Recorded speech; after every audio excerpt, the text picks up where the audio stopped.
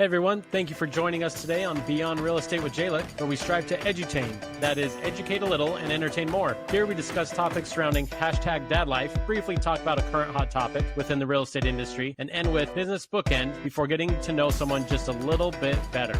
Hey everyone, welcome to this week's episode of Beyond Real Estate with Jalen. That's Nick, and I am Jalen, and if you notice, we have someone that is not a dude on the show. So happy that we get to mark the inclusivity box. For those that are watching, those that are listening, you will hear a very close friend of mine, an amazing person here in Denver, Colorado with me, Malissa Timberman. So Melissa is an amazing financial professional.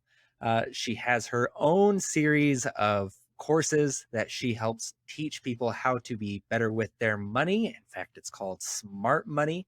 So I'm going to give the quick plug of if you want to find out about this and Melissa right away, check the information below. But otherwise, Melissa, would love to have just a quick elevator pitch of who you are and what you do. Thank you so much for having me today, Jalen. I'm proud of you guys for doing the inclusivity piece. Diversity is being invited to the party. Inclusivity is feeling comfortable on the dance floor. And with the focus on dad life, it kind of implies the involvement of a woman at some point in the process. So, you know, we're all straight here, right? So, Yeah, presumably. So what I love best doing is that aha moment when someone thinks about their finances and their money in a completely different way.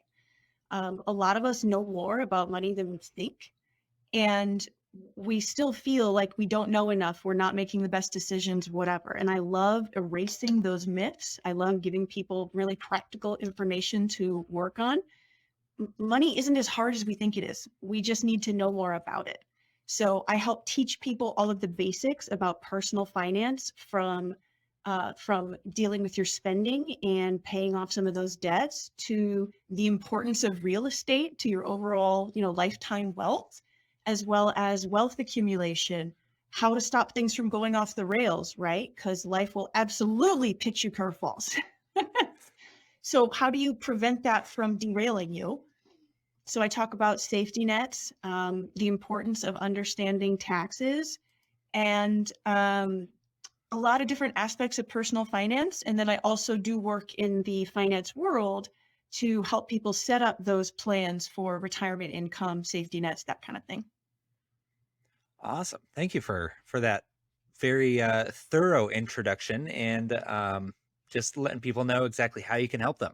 So this first one, as always, is going to be this first segment that we're going to be diving into is #dadlife, where we talk everything dad and parenting. And this week we thought it would be very interesting to get a perspective from a step parent in Melissa.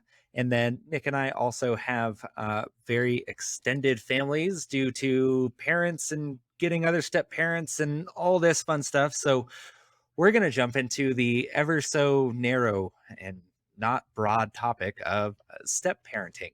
So Nick, why don't you talk about some of what you've experienced with step parenting? We've brought up your step parent, your who is currently married to your mother. There we go. My grandmother. It's really weird when you have to kind of explain it versus just being like, yeah, step parent. Oh yeah, I forget they're step parent. So yeah, what has been your experience, Nick, when it came to step parenting growing up? Yeah, so like you said, I've experienced it as a kid, right? So with that being said, I feel like I was spoiled with regards to my experience because it's been a very fluid and pleasant experience. I feel like I hear of the horror stories a lot of times of the step parenting relationships, and I can't speak to that. So for me personally, Monty, my stepdad, he made it very easy and said he never expected me to call him dad, which makes it easier. right? Especially for me as a teenage kid, I already had resentment for the guy because he married my mom. That's my mom. So That son of a gun. yeah. So no, I think he handled it really well, to ease into it and make Josh and I, and even your mom, Candy, as comfortable as possible, early on. And he wasn't afraid to address the elephant in the room, and said, "Look, this is where I stand, and you don't have to do this." This meaning refer to me by any name, and don't think I'm not going to be here for you because I'm not your dad. Know that I'm always here for you. So, the expectations for what he didn't expect, but also the expectations that he said, but there still are standards. There always will be standards, and those are still expected to be met. But there was nothing out of the ordinary, really, that you wouldn't have from parents anyway. So Yeah, because it's still there's a second half of that, right? It's the first step is step, which means not your primary, but there's a second part that's parenting. Sure. And so that's your like there's still going to be a life coach, someone that you were a good one, just like any good parent. They're going to check all those boxes. They're there for you. They're going to be walking you through life. Melissa, being on both sides of that, we were talking a little bit earlier before the show. Both being a step parent and having step parents. What is your perspective first as being a step parent? How has that been for being the step parent to that teenage boy? My stepson is, I never refer to him as my stepson. He is the only kid I'm ever going to have. So he's my only kid, and I fully recognize that I'm not his only parent. So I think the thing that comes to mind is the very first year that I moved in with my now husband and his kiddo. The very first Mother's Day, my fiance bought me a Mother's Day card and flowers. And it was a Nice. wonderful experience. And the very first thing I did after I stopped crying and hugging him was I picked up my phone and I texted my ex-stepdad and I said, "Dad, you're the person who really taught me to be a parent. And I just wanted you to know how much I appreciate the wonderful example you set." And of course, him being him, he texted me back and saying, "I wasn't expecting this message on Mother's Day, but I'll take it." So I had a good example. I really did. He never referred to me as anything but his daughter. When we would go out, people would say, "Oh, you really look like your dad." And we would just look at each other and smile. And he set a wonderful example for never ignoring, my biological father, never ignoring that I had that piece of my life, but also always making me feel included in his life. Nice, Yeah. nice. And so from that, what kind of lessons did you take and then apply? You said that he was a great example for that. So is there anything that kind of came to mind with, especially earlier on in that transition, of talking to your new son and kind of broaching that, hey, I want to give you respect to your mother, but I still want to be viewed as at least an authority figure. And if it turns into that kind of like parenting, like a true parent of just someone that they can talk to and all that stuff, as it sounds like that relationship has grown, what were some challenges and what were some things that maybe someone else that's in that same position today as you were, that you would say, hey, I think this is what I would do if I did it again, or I would do this a little differently? Well, I think like Nick said, I think just addressing it very directly and saying, I am your step parent. I am not your parent, but I am another loving adult in your life.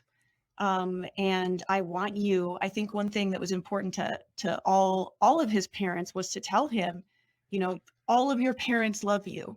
We're all wanting you to succeed and be happy in life. I think that was a really important way to do it. I would recommend that for everybody. It's also, how do I say it? It's really easy to be a step parent because the kind of responsibilities for childcare and child rearing just isn't mine. It's fair. So there's really a lot less stress there.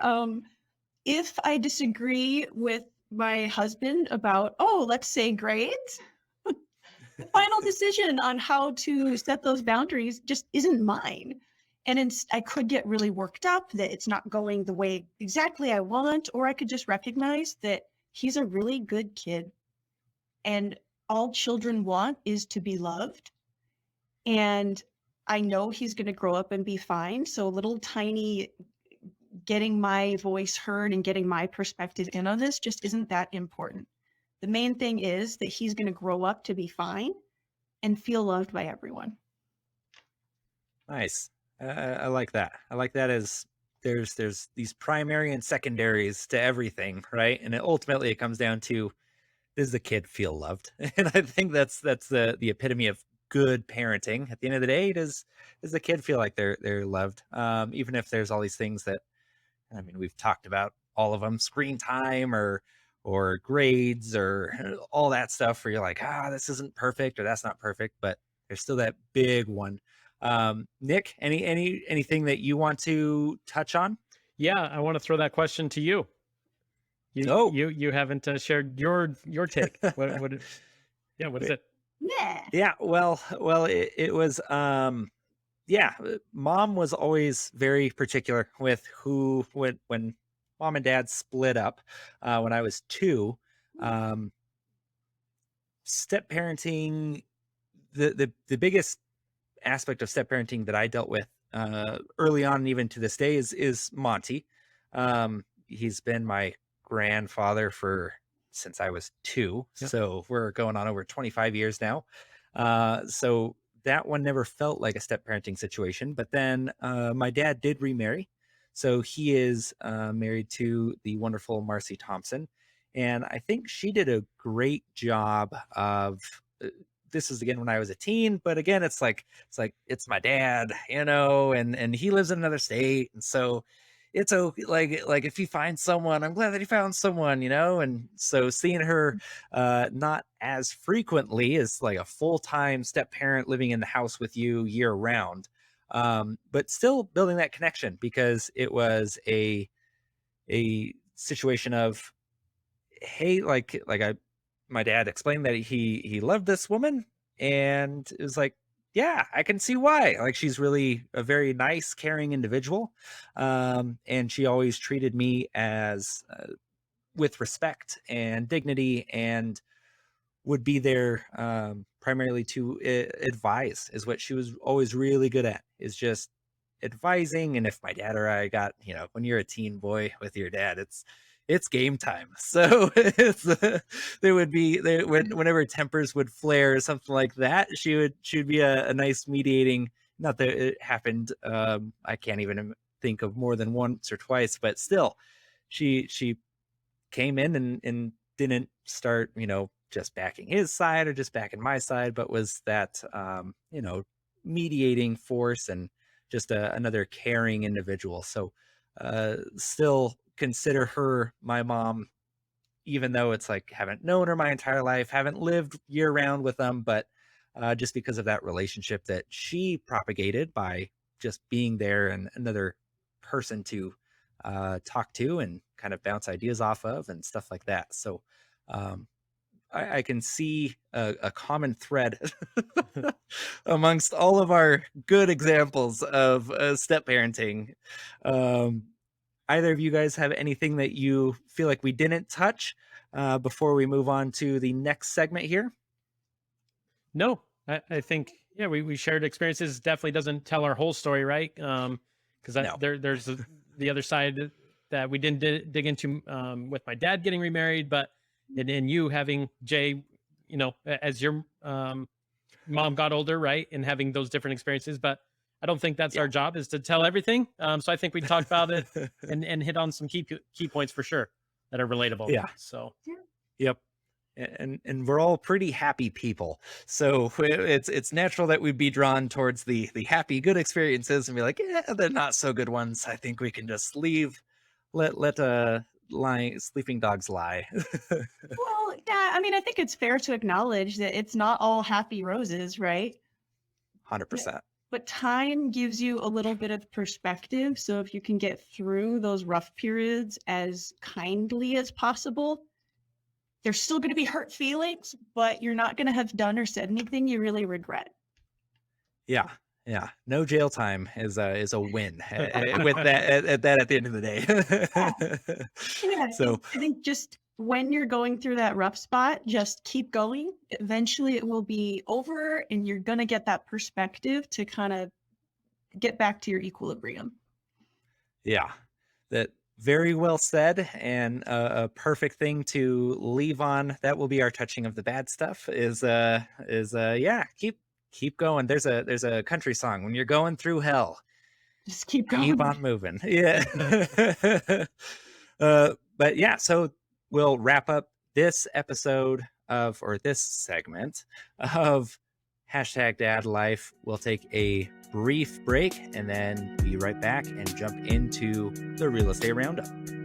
Hey everybody, just wanted to let you know, regardless of how you want to learn about the real estate market, I have you covered. If you want to read about it, I've got a blog. If you want to listen to it, you're doing it right now. You can watch me on my YouTube channel. And if you want to experience it, I can help you personally navigate the real estate space. Regardless of how you want to stay informed or experience real estate, I got you covered. Just reach out at your convenience. Hopefully we'll talk soon. Hey guys, thanks for coming back with us here in the Real Estate Roundup.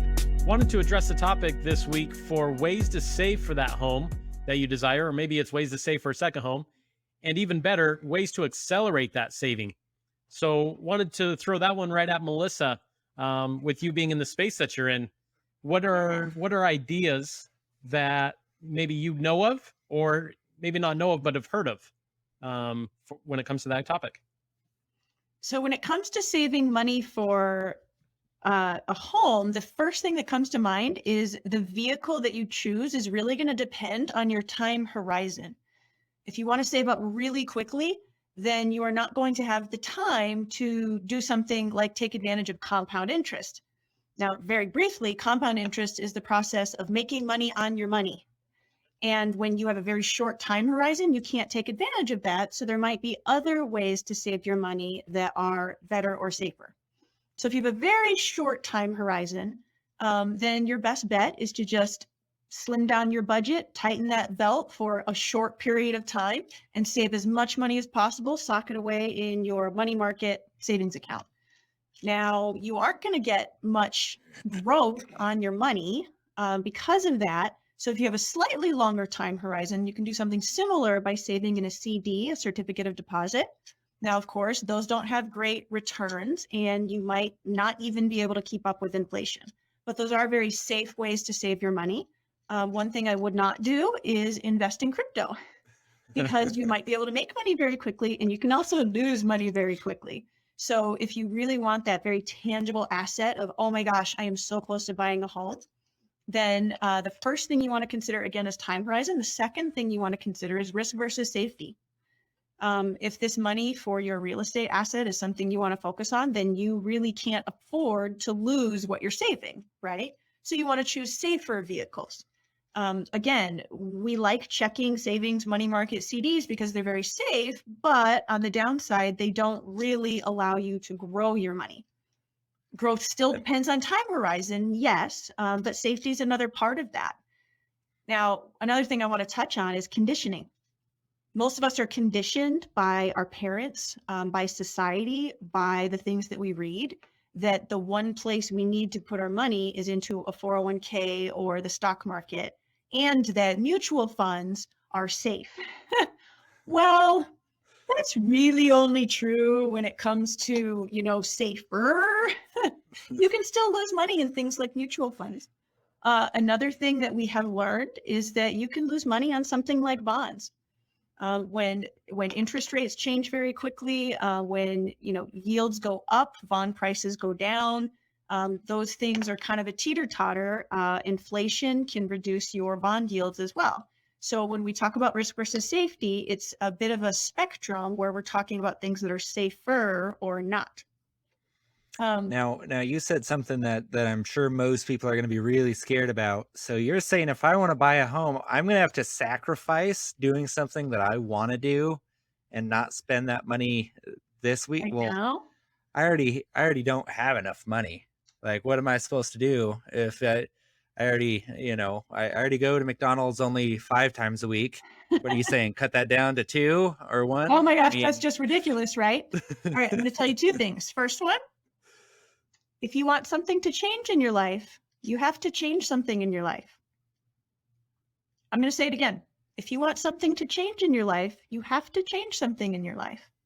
Now, 2, when it comes to sacrifice, it's a horrible word, and that's not what I'm talking about. We are conditioned to follow something like the Dave Ramsey model, where if you want something, you have to give up every single fun thing in your life from now until the end of time in order to get that thing that you want. And that also is not sustainable, as a lot of people on the Dave Ramsey plan have found. It's not sustainable, nor is it, it's just not fun, and it's not always reasonable. So the way I like to guide people in how you can save more money is just prioritize. Be really honest with yourself. You're not sharing this information with anyone, but look at your spending and pick 1 to 3 things that you really care about. Like, okay, you're saving for a house. Pick 1 to 2 things that you really care about and prioritize those things and continue to spend money on them. If Yeah. you're really motivated, you can reduce your spending on your Friday night dinners out, or your video games, or your basketball team that you're on. Prioritize those things. Maybe do it less often. Maybe spend less money. What you're also going to want to do is pick 1 to 3 things that you can give up spending on. One family I knew, I spoke to them, and they realized when they took a good hard look at their finances, they were spending $1,000 a month on cigarettes. nice. If they cut that spending down, they're like, oh my gosh, we could save up enough for a house in a year, enough for a down payment on the size house they wanted in the area they were in. So they gave up they tried giving up cigarettes completely. For her, she was successful. He had a harder time with it, but they were able to save more because they were spending less on that. So just be very honest about what you love spending money on, and I give you full permission to keep spending money on that thing. And there will always be 1, 2, 3, 4 things that you're spending more on than you realize. And that's where you can cut your spending out without it ever feeling like a sacrifice. Oh yeah. It only takes like 1 week of being like, I'm going to look at my budget. And then you see how many times you went out to eat or something. And you're like, what the? I didn't realize that I spent $100 this week on eating out. And it's like, oh. Not to mention you made that Costco trip so you could stock up at home and say, I love Costco. Yeah. We're good for a month. And you still ate out 17 times. Just like, what? It's like sometimes Best by Ducks. It's horrible. Those dang ducks. I mean, sometimes though, you just don't want fish is the only thing you have defrosted, and you just don't want fish that week, and you just never put anything else in the fridge to defrost. And that's why you have a freezer full of meat and you eat out 5 times still. I'm not saying this is what we've been doing this past week, but I'm saying it could have happened. Could happen to someone out there. So okay, so I'll give you a third thing. First thing is, if you want something to change in your life, you have to change something in your life. Second thing is, you can change your spending without feeling like a sacrifice. And third thing is, the most important thing you can do to save is get in the habit of saving. It doesn't actually matter how much you save, but get in the habit of doing it. Go into your bank account and auto transfer $5 a day from your checking account to your savings account. $5 a day most people can cut down by $5 a day, right?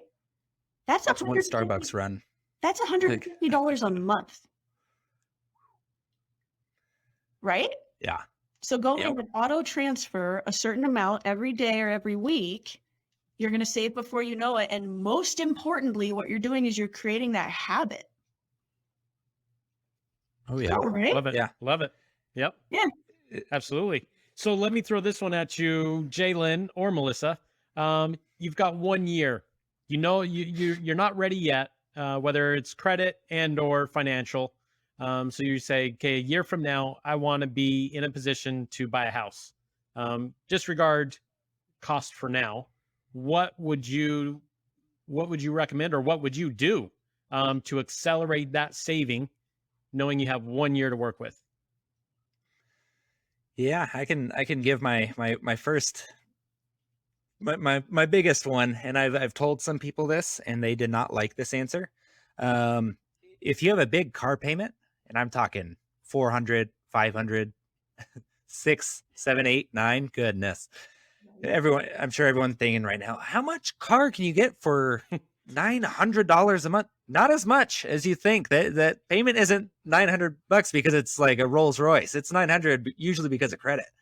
And so if you have that big car and you're caught up on payments, especially with what the car market looks like right now with selling a used car, I would 100% implore you to sell your car, pay with cash for a small car that will get you from point A to point B, $2,000. Yeah, you're not living in glamour, but you couldn't afford glamour to begin with. Like that $900 payment, you're not making it because you have all this extra money. So that would be a very easy way to now have $500, $600, $900 per month that you can now save towards a house. And then afterwards, please don't do this, but afterwards, if you absolutely just need an upgrading car, then you can go look at upgrading your car.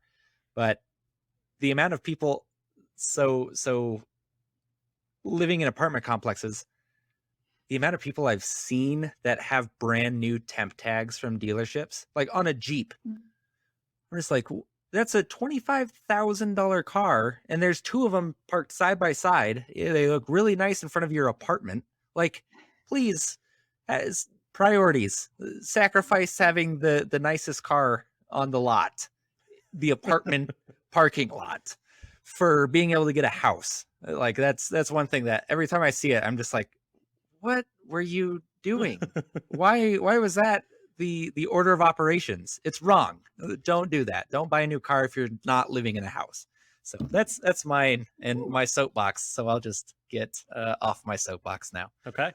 Well, a couple things I would add there is everyone who's listening to this podcast, I want all of you to change your language. We're not sacrificing, we're prioritizing. Right? And so a couple of other things you can do. If you have 1 year and you're super motivated, do one or two things, not all of these things, but sell the things you don't need. Save on insurance.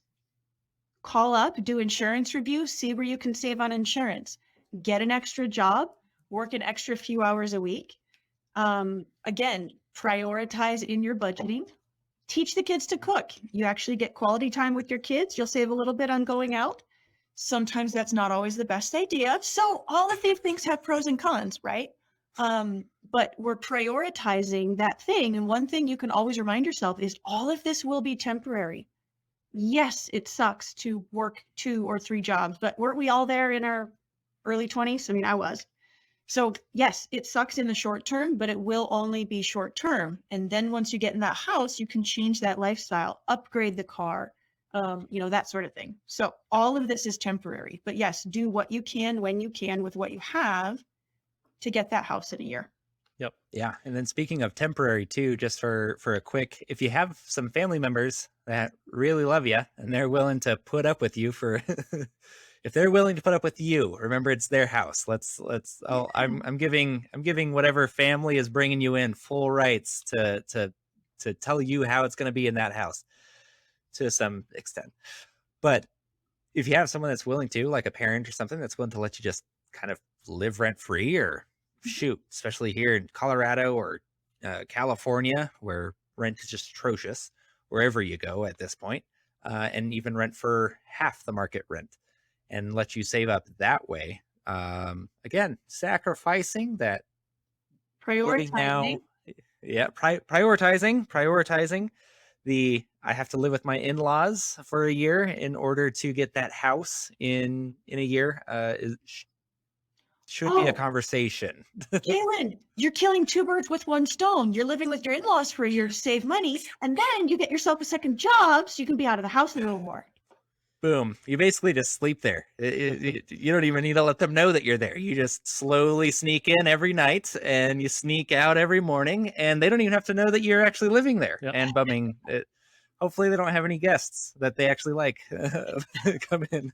Yep, absolutely. Well, and I would just piggyback on what you guys said, and I agree that picking up a second and or third job, depending on what that is, it's sometimes easier to make more money versus cut expenses. Some people are just like, nope, I'm not going to get rid of anything. Okay, again, what are you going to do? There's always give and take with all of our decisions.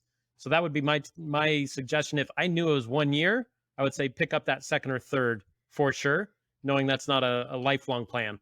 And then not knowing, but I'm going to create this hypothetical, credit wise, make sure you take care of that, right? If you have 1 year and you're just like, oh God, our credit was terrible.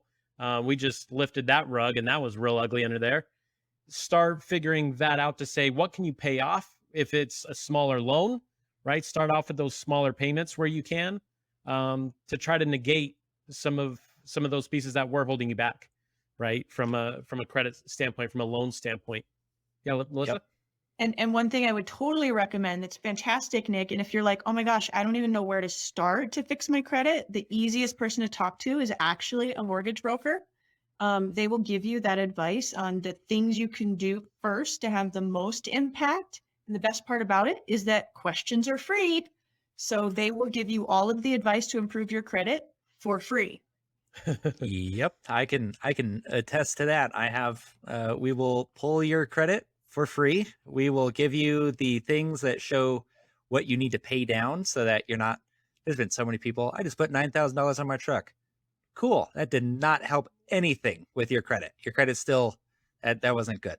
So we'll give you a free game plan. Yeah, if that's something, reach out to a local lender, or I'm nationwide, so you can always reach out to me.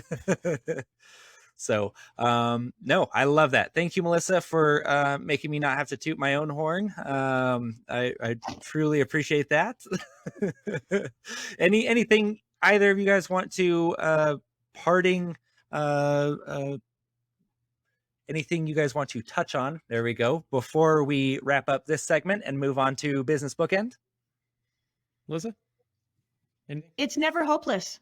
You know, if you've never owned a home before, it might seem like a big, scary process. And there are so many people who can make the process easier.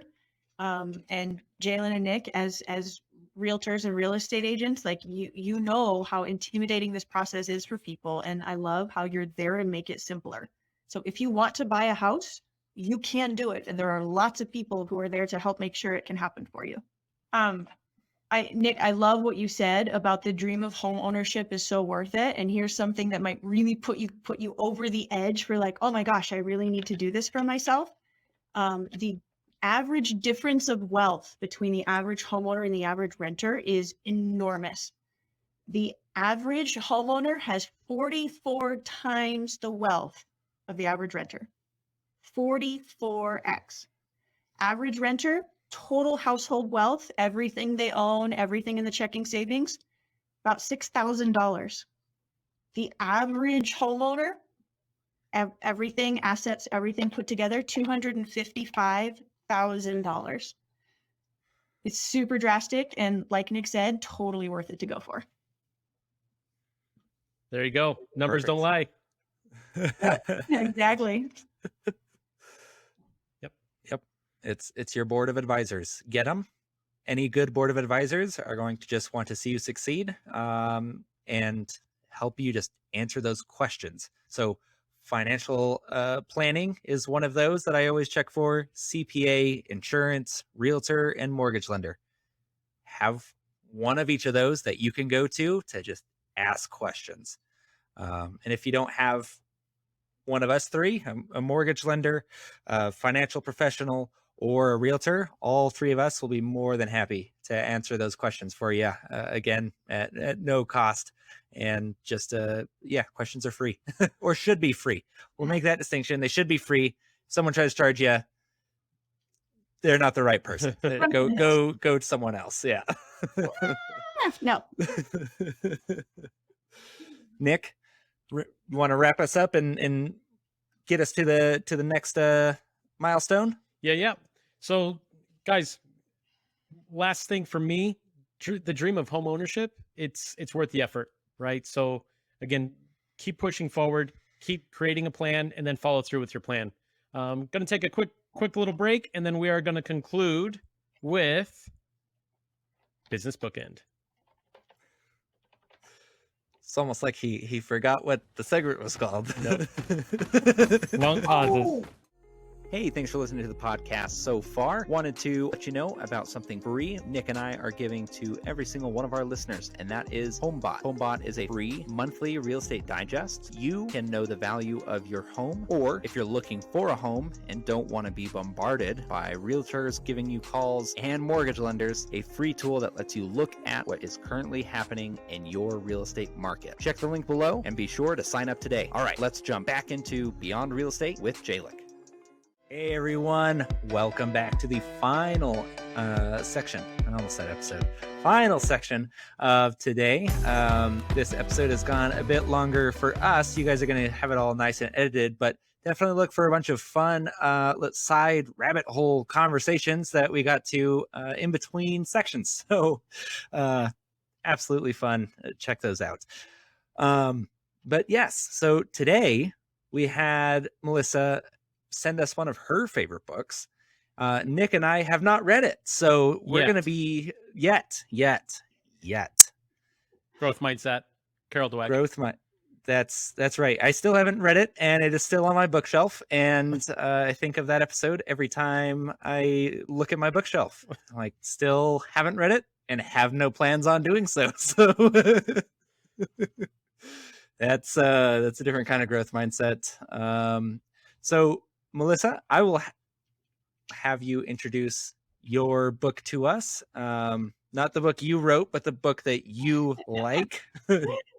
So maybe one day, if you do write a book, we'll have you back on and you can introduce it. But tell us more about the book that you chose for this week's Business Bookend. This book is not a business book. It is not a self-help book. It is going to show you all how much of a nerd I am. It is actually a book about neuroscience. It is the best business book I've ever read. I've actually read it more than once because it's so helpful. It's called The Willpower Instinct: How Self-Control Works, Why It Matters, and What You Can Do to Get More of It. And it's written by a woman who is a Stanford researcher, and she's very funny, so it was not difficult to read. And it's all about this idea of, I've got this goal. I know what I want. I don't know, maybe saving up to buy a house is my goal.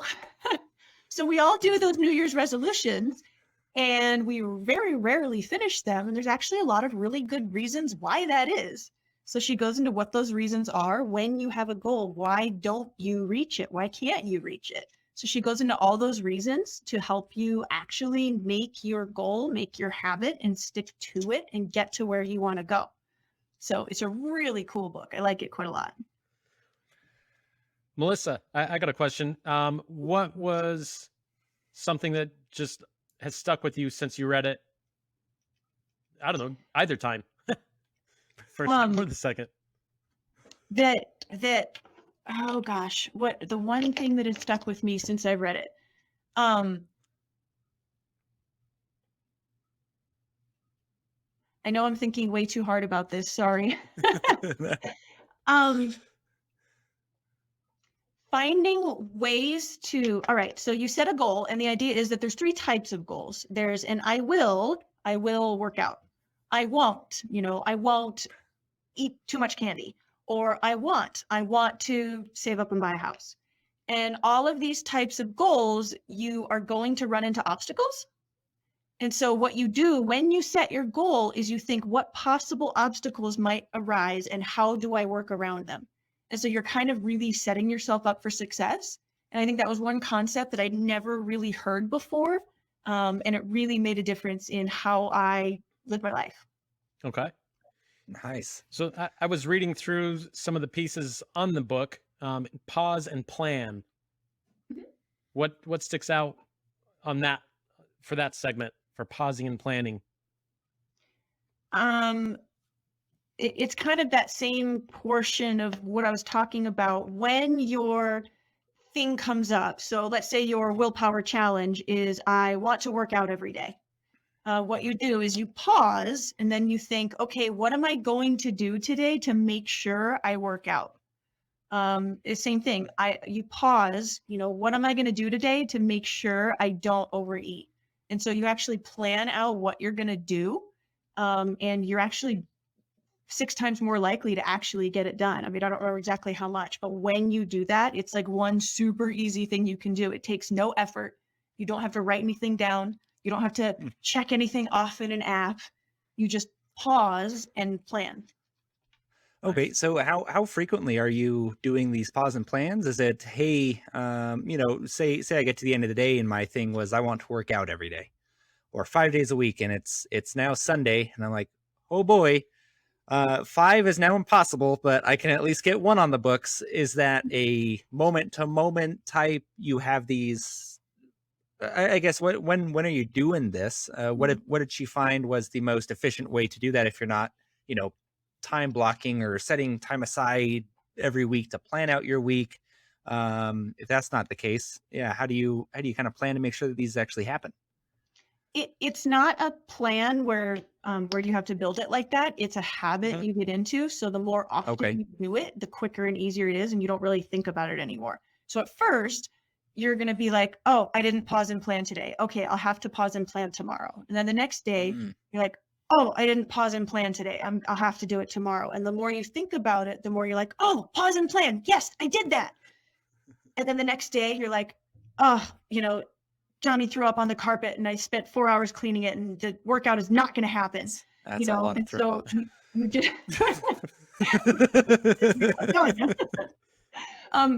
so just the more you think about doing it, then the more likely you are to do it, then the more likely you are to make it a habit. So you do have to start somewhere, but it's not a win-lose. And I think one of the biggest things I do like about the book, and it's not a thing that you do, it's a way you think. We often associate these self-control things. I'm not doing my willpower challenge. I'm not doing that. I will, I want, I will, I won't, I want. I'm not doing it. And we mentally equate these to a moral failure. I did not stick to my budget this week. That means I'm bad. I did stick to my budget this week. That means I'm good. And that is the worst possible way to go about fulfilling your New Year's resolution. Absolute worst thing you can do for yourself. And you touched on the fact that you don't need to do anything for these. You don't need to write it down. And I think an interesting thought with that is it's such an easy thing to do. And I think the drawback of something that's so easy to do, it's easy not to do. Right? It's like, wow, that can be so simple, and you're just like, yeah, but it's just a small thing. It's not that big a deal. And I think that's an interesting reality with habits and habit forming, is that when simple things are that easy, I think, unfortunately, it's easy to be like, it's not that big a deal. But like you said, you're 6, 8, however many more times more likely just by doing that easy little thing. Well, it depends on how badly you want something. Do you really, really want to stop overeating candy? Do you really, really, really want to feel better and sleep better at night? Do you really, really want to save up for your house? Then the easy thing becomes even easier. So when it's easy not to do, I would say that maybe it's not really that important to you. Just someone has told you something shouldn't be important to you. Fair point. Yeah, that person could be your doctor, which maybe you should listen to him. But even if you don't, listen, buddy, you can't eat all of that candy, every single. Right. So, that's definitely interesting, and it's almost like you're building a habit with that pause and reflect, pause and plan every single day. You're building the habit of building habits. Is that kind of almost like what's going on? Oh, I didn't do that. I need to do that tomorrow. Oh, I didn't do that. I need to do that tomorrow. And so you're just building the habit of remembering that you have goals and habits that you want to keep up with. And so maybe that in of itself is, it's that super easy. But even if you're like, it's not that big of a deal, it's like, well, you still remembered it though. Like, so you're remembered that you had goals or aspirations versus just writing it down and being like, yep, I'm going to lose 20 pounds. I'm going to get a 6-pack this year. And then there's just never any follow-up after that, or after the legendary 3 days of working out. When you're like, I said I'd give myself 2 off days a week, and I think I'm going to take those both back to back. I'll deal with the consequences of this later. Back to back for the So- next 10 years. Yeah. Yep. I know my dad bod is slowly encroaching on territory I did not want it to. So I never know. meant for this to happen. Think about it. Like, a lot of us want the 6-pack just because we see it on TV and it looks great. Like actually does. doing the work to maintain it, just a lot of work. full-time job. And we're not getting any younger by the day. Yeah, but I gotta say, my love handles are slowly just becoming a solid love bar on the lower of my back. So I need to make sure that there needs to be some intervention. I mean, at some point, I can't gotta look at myself in the mirror with respect. But yes, agreed. Also have attainable goals is what we're slowly getting to. Can you lose the love bar? Yes. Does it mean you're gonna get a shredded 8-pack? Probably not. An 8-pack. That's one of the most absurd things. And then the dude takes off his shirt and shows you an 8-pack, and you're like, He wow. does not enjoy dinner nor No. breakfast. Right? That is someone who is not food motivated. If you're like the golden retriever of the human, like that is not going to work for you. Like I'm food motivated. To shift off into another direction. Thank you. Question, because another note that stuck with me. Don't prohibit thoughts or cravings was something in those. What comes to mind when it comes to that? Because again, don't prohibit them. Like it's saying it's okay to have them. Yeah. Yep. You cannot help the thoughts that occur to you, but you can help the thoughts that you focus on. So if you say to yourself, oh, you're bad for having that thought, you're bad for having that thought. Again, you're making this moral equivalence that this goal that I have is a moral thing and they're not. But you're also saying, I had that thought, I'm a bad person. And, if you're married and you're happily married and you see an attractive person of your preferred gender, you're going to look because you're married, not dead. Well, you don't have to act on anything that you might be thinking about. So You can look, but you can't touch. That's there's a huge difference between like prohibiting the craving and just saying, yes, I do want ice cream. Yes, I do want candy. Yes, I do want to watch TV instead of go work out. But what I'm going to do is. So yeah, your action and your focus does not, you can't, don't be mad at yourself for the thoughts that you have. That's weird. That's weird. Yeah. How about, how about one that I know a lot of people can relate to, reducing stress? So what were some takeaways there dealing with that space? That was super interesting because the takeaway there is when you are stressed, that in your brain is going to affect your self-control. It's going to affect your willpower. And so you can't make yourself do something when you don't have the resources to do it. If you are a small 8-year-old child, you cannot lift a 300-pound barbell, right? So there are some things you cannot do. And stress is one of these things that physically reduces your ability to do these willpower challenges, to have the self-control that you want to have. So the more stress you have, the less able you are to get to your goals. I mean, it's honestly, there is a brain pathway here that you can't do it if you're under too much stress. So maybe your very first willpower challenge, your very first self-control goal is going to be, I'm going to be less stressed. I'm not going to road rage. Let's say you get super stressed about traffic. If one thing what's one thing I can do to reduce my stress? And, a lot of things might go through your mind, divorce her, get rid of the kid.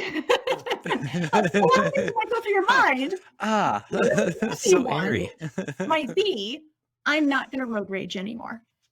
And so let's say you start there to reduce your stress, and then you're like, oh, I have less stress in my life. Now let's tackle something bigger that might improve my stress level.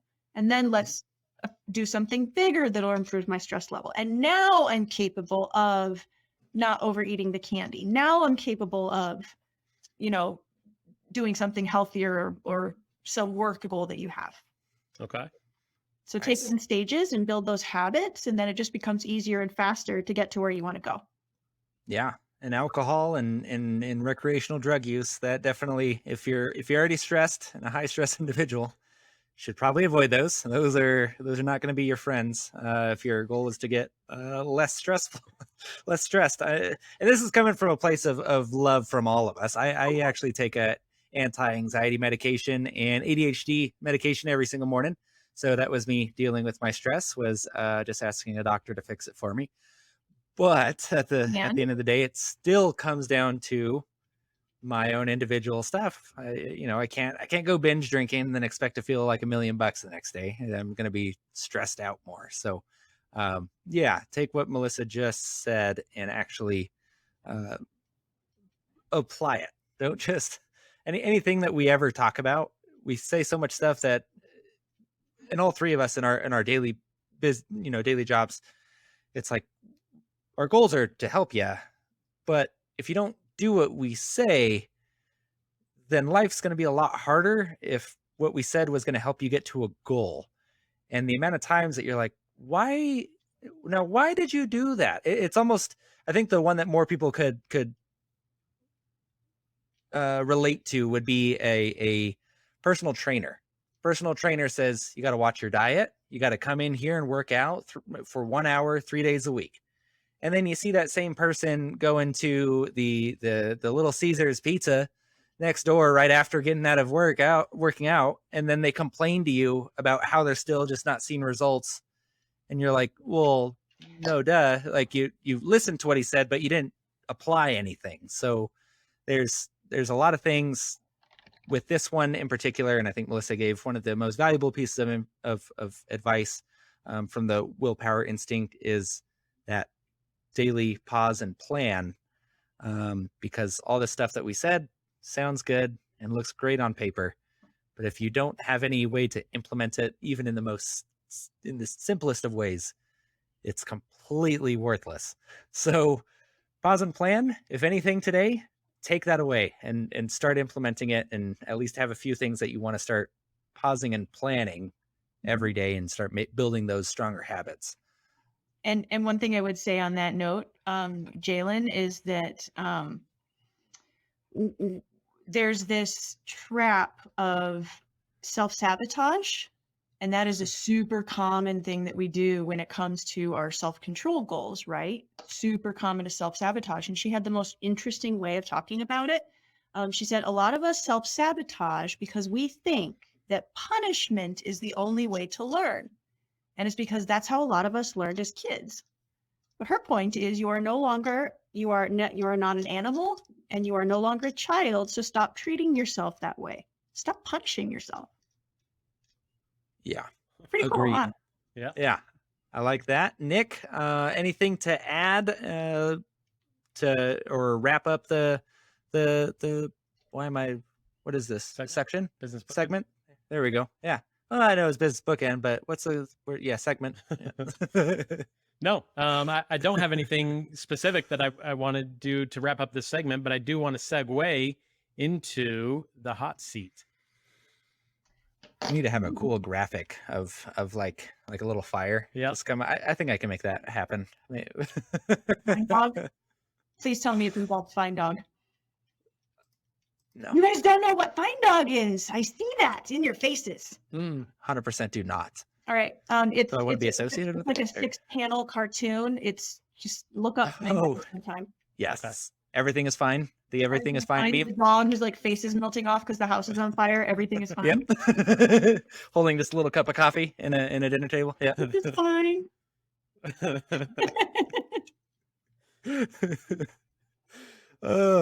Well, I'm gonna bring this over here so it looks like I'm actually looking at it, but I'm still reading. So we like to conclude our podcast with a few simple questions to get a snapshot of those we know, like, and trust with an activity we call the hot seat. We'll have to pay someone at some point to say that a lot cooler.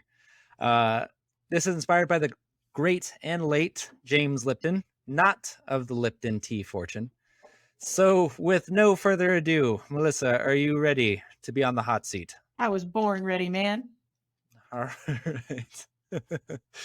Now, the only rules of the hot seat is the first word that comes to mind when answering the question, and we do not dwell on any question. We just move right on to the next one. Do you understand these rules? I do. All right. What is your favorite word? Banana. What is your least favorite word? Baloney. What sound noise do you love? I'm sorry? What sound or noise do you love? The sound that a cork makes when it comes out of the neck of a bottle of fine single malt scotch. Oh. What sound or noise do you hate? The nails on a chalkboard sound that just... If you didn't do what you're doing, what profession would you like to do? If I didn't do what I'm doing, what profession would I like to do? I would like to have won the jackpot lottery and send 4 kids to college. All right. So you're just a philanthropist. Okay. Not dwelling. Focus, Jalen. What profession would you never like to do? Plumbing. Yeah, plumbing is a hard no. A crappy job, I've heard. Very crappy. You deal with a lot of people's shit. This is a family show. I'll bleep that out. Before you die, where must you visit? Where must I visit?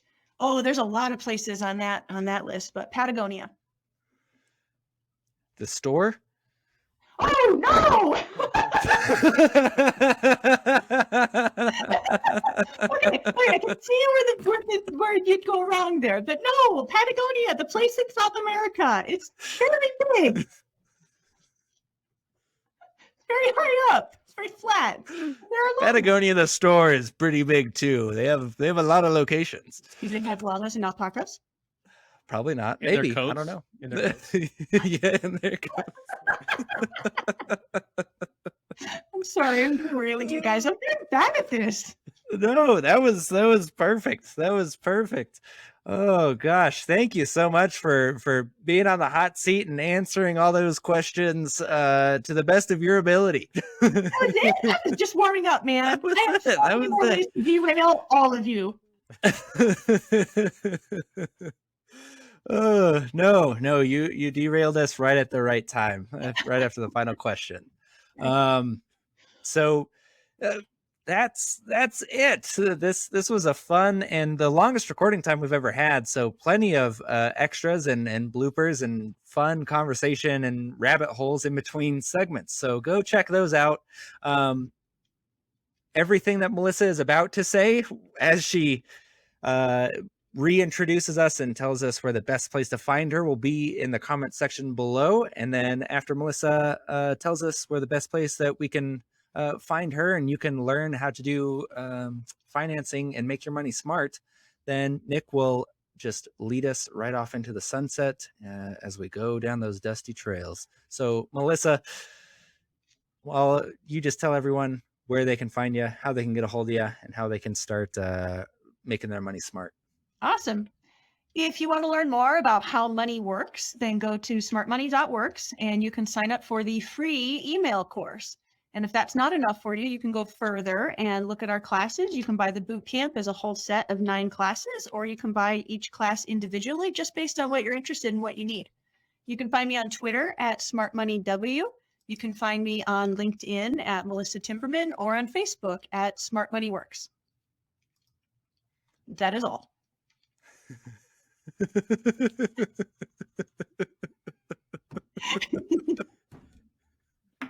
Sorry.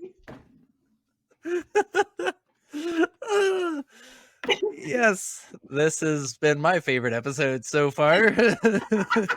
Nick, how about you just wrap this puppy up and put a nice little bow on it for us? Guys, thanks for listening and or watching, depending on when and where you're listening. Good morning, good afternoon, good evening, and have a good rest of your day. We'll see you next week. I said that right the last time I said it. No, you did not.